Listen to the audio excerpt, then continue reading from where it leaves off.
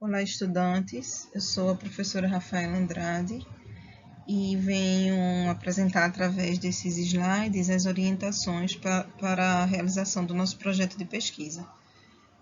O projeto se intitula A Força dos Mitos do Preconceito Linguístico e é um projeto que vai atravessar toda a nossa disciplina, iniciando agora na nossa segunda semana e vai culminar como nota. O projeto ele vai ser encerrado, e vai ser atribuída uma nota como atividade da nossa segunda VA. Então, esse material que vai ser apresentado agora, ele tem por objetivo apresentar o projeto de uma maneira geral, situá-lo numa vertente teórica, apresentar os seus objetivos, apresentar as suas etapas de desenvolvimento e orientar com relação à elaboração dos questionários que serão desenvolvidos agora como primeira etapa.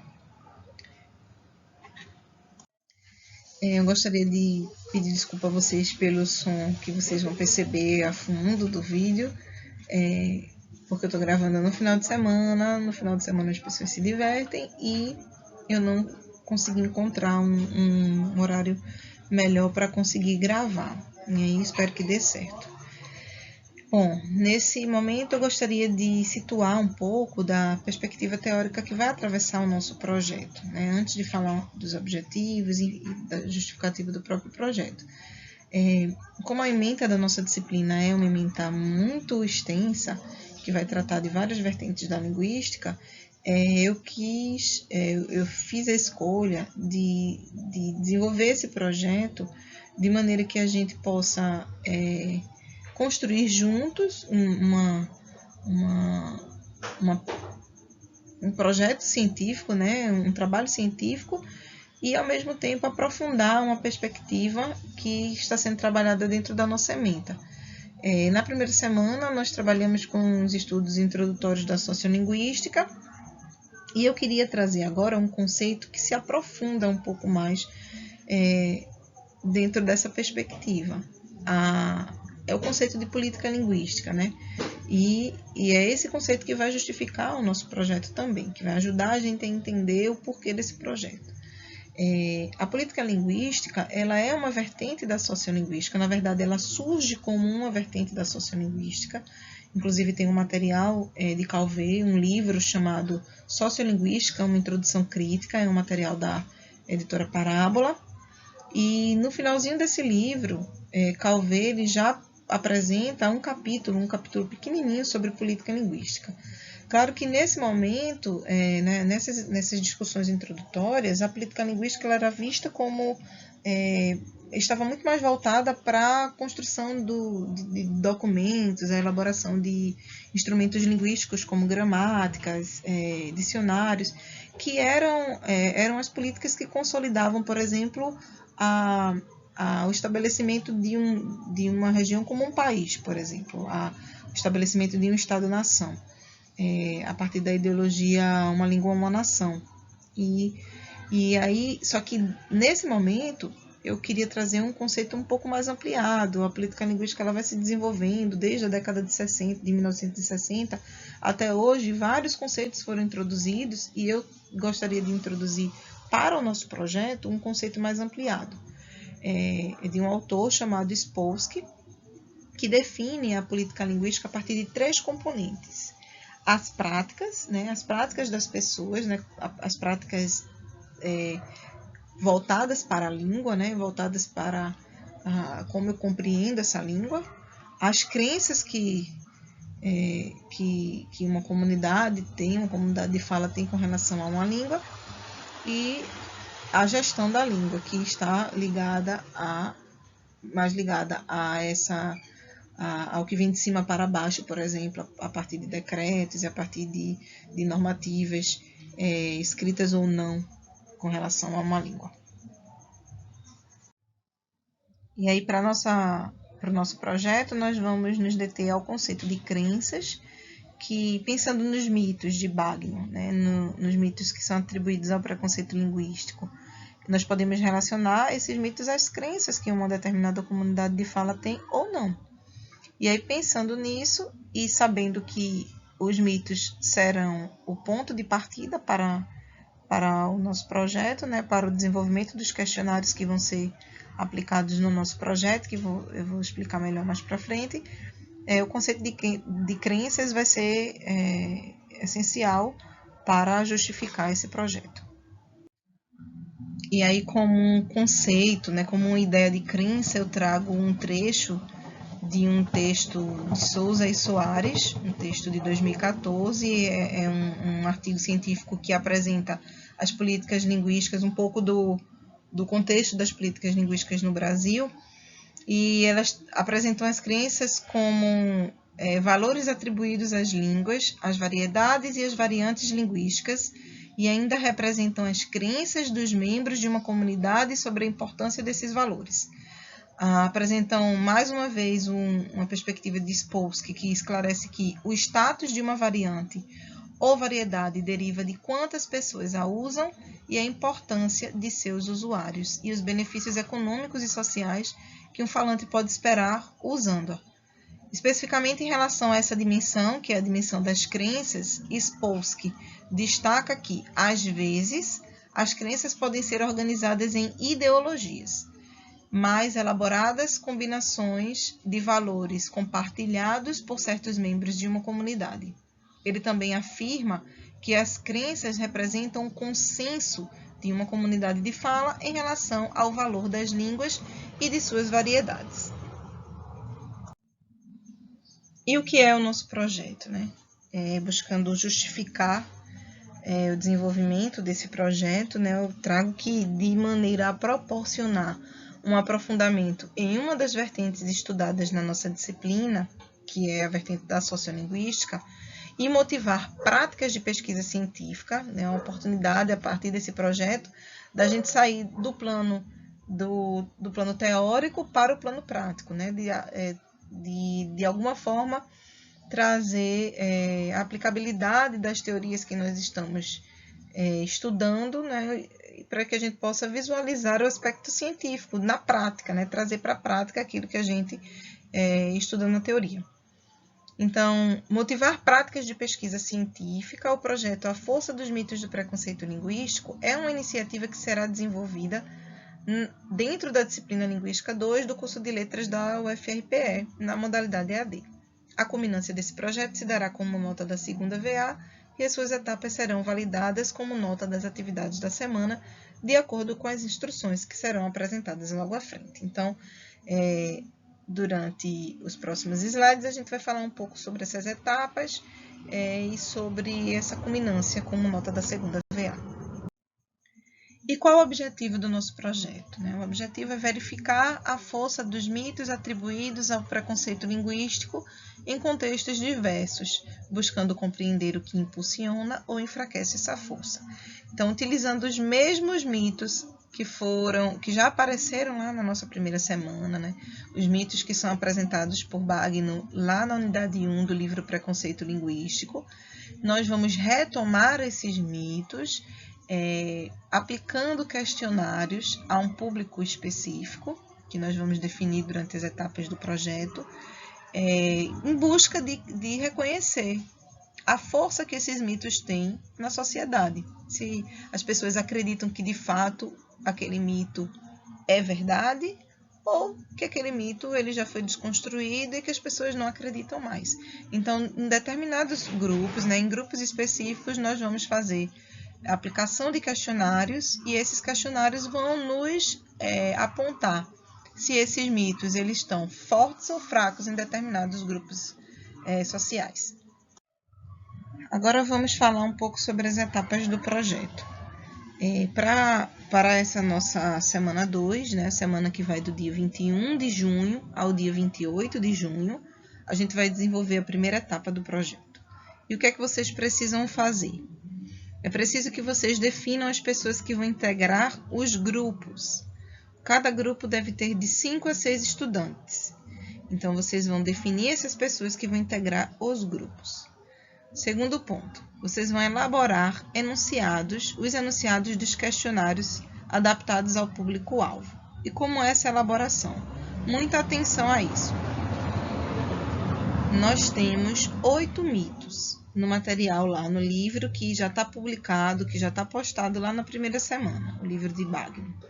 Vocês vão retextualizar cada um dos mitos. Então, vocês vão criar um questionário no Google Forms, e lá no final dos nossos slides tem um passo a passo, tem um tutorial para isso, onde vocês vão acessar o Google Forms ou Google Formulário e vão criar um questionário que vai ter 8 perguntas. Ou seja, vão ter 8 enunciados, 8 afirmações, na verdade. Não são 8 perguntas, vão ter 8 afirmações. Que, na verdade, vocês podem até retextualizar em forma de perguntas também, não tem problema. O que importa é que aquilo que você está colocando ali, como oração, como enunciado, como pergunta, seja uma paráfrase do mito de Bagno. Vocês precisam reescrever com novas palavras, de uma nova forma de dizer aquilo que está sendo dito em cada mito. E aí eu trago um exemplo aqui embaixo, vocês podem observar, ó, aqui embaixo, ó, o mito 7. O que é que ele diz no mito 7?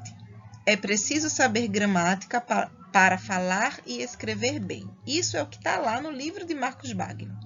Aí uma retextualização que vocês podem criar, que vocês podem elaborar lá no questionário que vocês vão aplicar, por exemplo, no lugar de é preciso saber gramática para falar bem e escrever, vocês vão retextualizar e, por exemplo, escrever as regras da gramática normativa são indispensáveis para o bom uso da língua.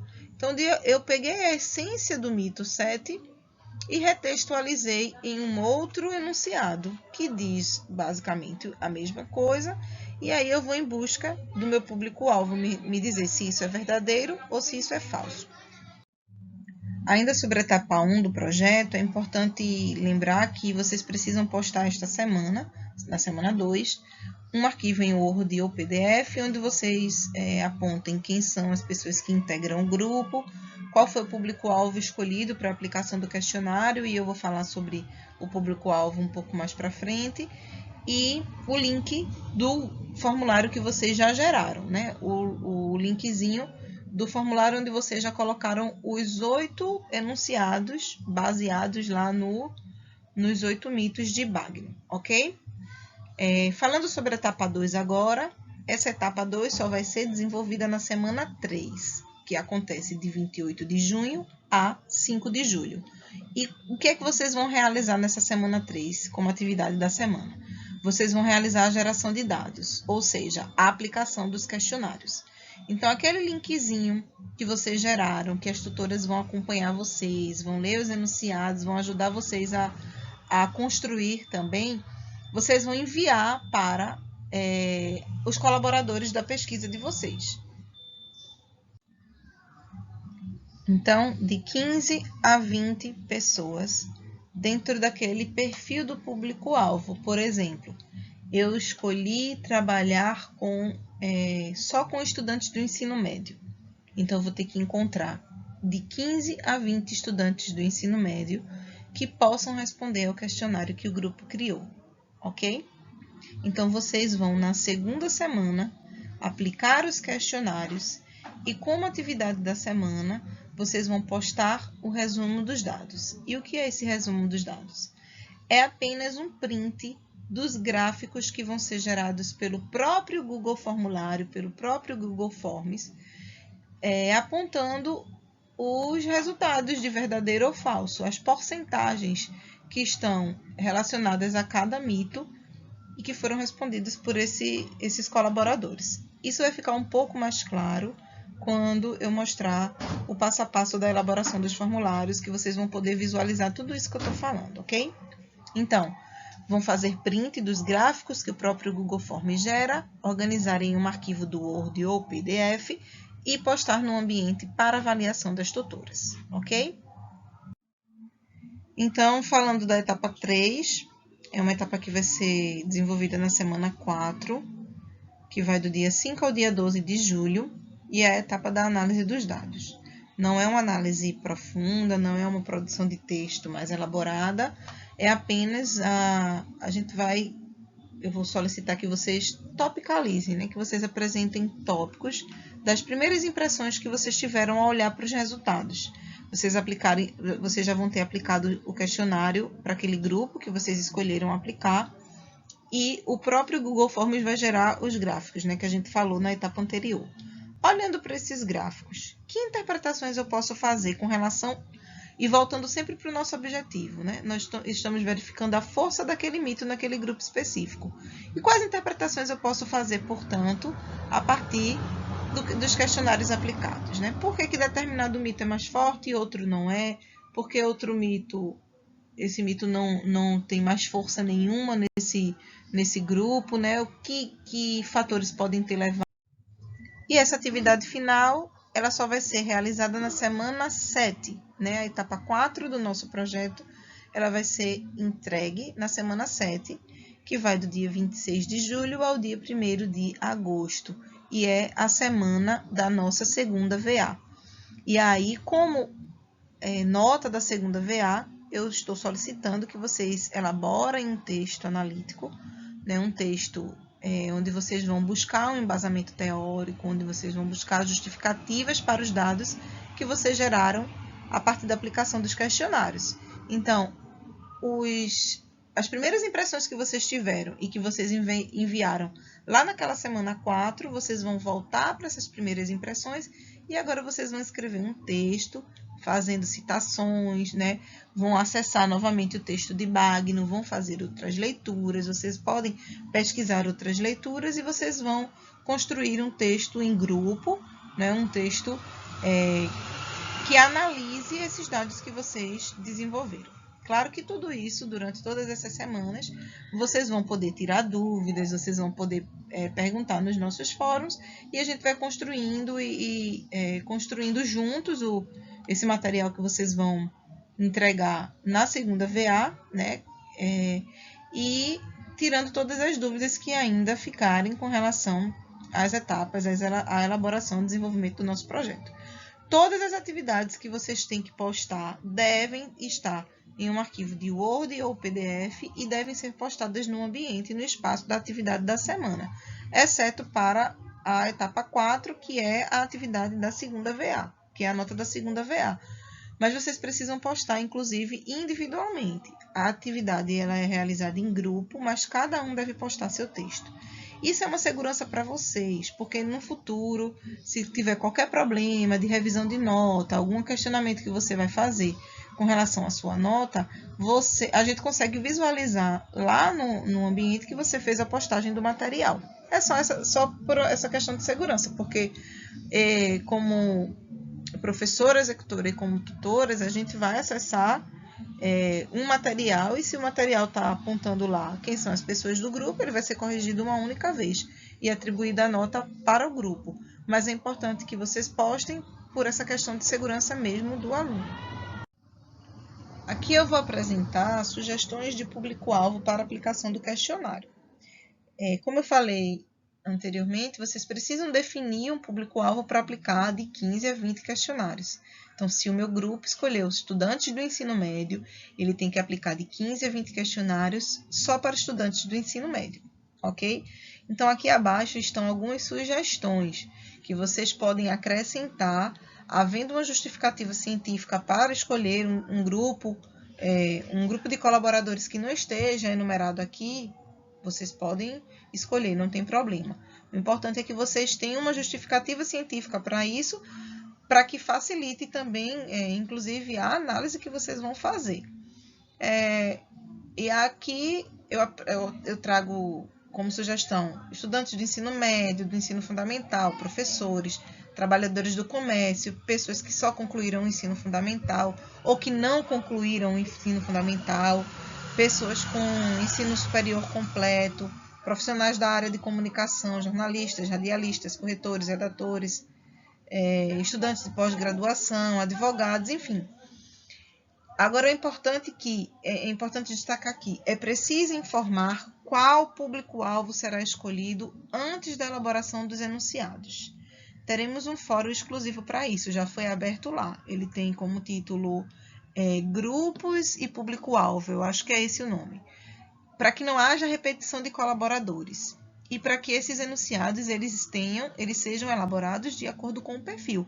Se vocês voltarem nos 8 mitos de Bagno, vocês vão observar que, se você escolher uma pessoa que está no ensino fundamental para ser colaborador da sua pesquisa, você vai precisar utilizar uma linguagem que ele compreenda o que o mito quer dizer. Então, vocês vão precisar retextualizar também para facilitar o acesso do colaborador à informação que está sendo dita ali, para que ele possa entender o que ele tem que responder. Ok?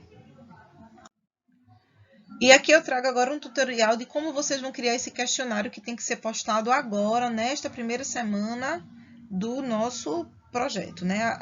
O questionário que deve ser criado no Google Forms e é o questionário que vai ser enviado para os colaboradores, para que eles respondam, né? Bom, primeiro é preciso que vocês estejam logados em uma conta do Gmail. E ao lado da minha imagem aqui, ó, tô logada na minha conta do Gmail, ao lado tem esse iconezinho, esse círculo que tem esses pontinhos no meio. Quando você clica nesse ícone, ele vai aparecer uma lista, né, de outros links, né, de recursos que o Google oferece.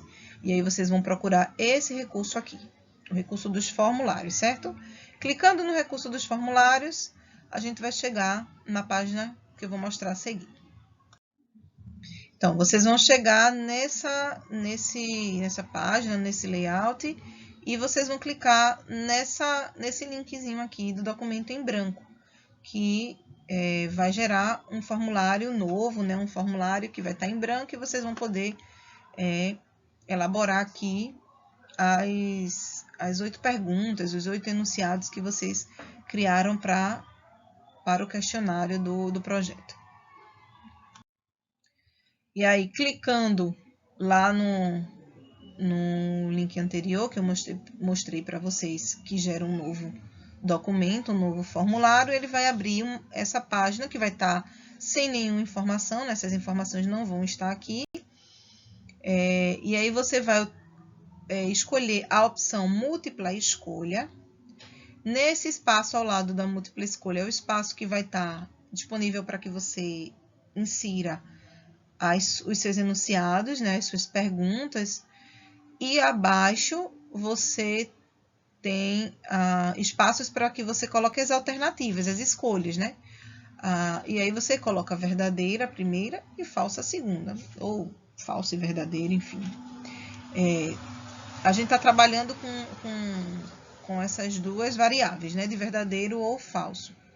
E aqui ao lado, nós temos esse íconezinho que tem um mais, né? Dentro desse círculo. E clicando nesse ícone, vocês vão gerar um espaço para inserir um novo enunciado aqui abaixo, né? E aí coloco o meu primeiro enunciado, a minha primeira pergunta, vou utilizar a pergunta para facilitar, coloco a minha primeira pergunta, acrescento a opção verdadeiro, a opção falso, clico no mais e aí vai me abrir um novo espaço, né, para eu inserir uma segunda pergunta, e aí eu coloco mais uma vez verdadeiro ou falso, aperto mais e sigo criando o meu questionário. Aqui em cima, eu acho que é importante vocês inserirem um nome, talvez um nome do grupo ou público-alvo. Se vocês quiserem que as pessoas se identifiquem, vocês podem incluir também um espaço para que elas coloquem um nome ou para que elas coloquem um e-mail. Eu não vou exigir nesse momento. Eu acho que um e-mail talvez seja algo importante de vocês solicitarem dos colaboradores para que, se isso gerar uma pesquisa mais profunda, vocês explicam que é só uma atividade de uma disciplina, mas se depois isso se transformar num artigo científico e vocês quiserem retornar com os resultados ou retornar a própria atividade para as pessoas que participaram, vocês podem disponibilizar esse espaço aqui em cima para que o colaborador coloque alguma informação, como telefone ou e-mail. Após elaborarem as 8 perguntas, né, vocês vão ter um questionário concluído, e aí vocês vão aqui nesse ícone enviar, clicam no ícone enviar, E após clicar no ícone enviar, vai aparecer essa caixinha de informação. E aí vocês clicam nesse segundo ícone aqui, né? Abrindo essa caixinha de informação, ela vai estar selecionada nesse primeiro ícone aqui, que tem esse desenho de carta. Mas aí vocês vão clicar nesse ícone do link, que vai aparecer o link do formulário de vocês. É este link que vocês precisam copiar e colocar no arquivo do Word junto com o nome dos integrantes da equipe e com qual é o público-alvo que vocês definiram para a pesquisa e enviar como atividade da semana 2, certo? Então, para encontrar o link do formulário que vocês criaram, vocês vão aqui em enviar, vai abrir essa caixinha de informações, clicam nesse ícone e copiam esse link para colocar lá no arquivo que vocês vão enviar como atividade da semana. E aí, onde é que eu encontro o meu formulário? Depois que eu gerei, fechei o meu arquivo, depois enviei e saí enviando o link para os meus colaboradores. Como é que eu vou ter acesso a esse formulário depois? Então, observem que eu continuo aqui logada no meu Gmail e mais uma vez clicando aqui nesse íconezinho, né, desse quadradinho cheio de bolinhas, eu vou achar, eu vou aqui no recurso do Drive, né? Eu vou abrir o Google Drive. Abrindo o Google Drive, eu vou encontrar o arquivo do meu formulário aqui, né? Dentro da minha nuvem, dentro do meu Drive. E aí eu clico, dou 2 cliques nele, ele vai abrir. E aí, abrindo o meu formulário, ele vai aparecer a primeira páginazinha que vai aparecer é a página do próprio formulário. Mas se eu clicar aqui em respostas, né, que é o segundo linkzinho, já vão aparecer os resultados. Então, depois que você aplicou o seu questionário, enviou para os seus 20 colaboradores, você pode acessar as respostas, né? Pode acessar os resultados do seu questionário. Então, o próprio Google Forms, o Google Formulário, ele vai gerar esse gráfico apontando a porcentagem de respostas verdadeiras e respostas falsas para cada um dos mitos que você retextualizou e colocou aqui como pergunta para o seu questionário. Bom, aqui estão algumas referências, né, que foram citadas nesse vídeo. E se houver alguma dúvida, a gente tem um espaço lá no ambiente, né, para dúvidas da semana. Podem pontuar que eu vou estar à disposição durante a semana e as tutoras também acompanhando vocês. E nós vamos tirando as dúvidas de vocês e desenvolvendo as atividades da melhor forma possível.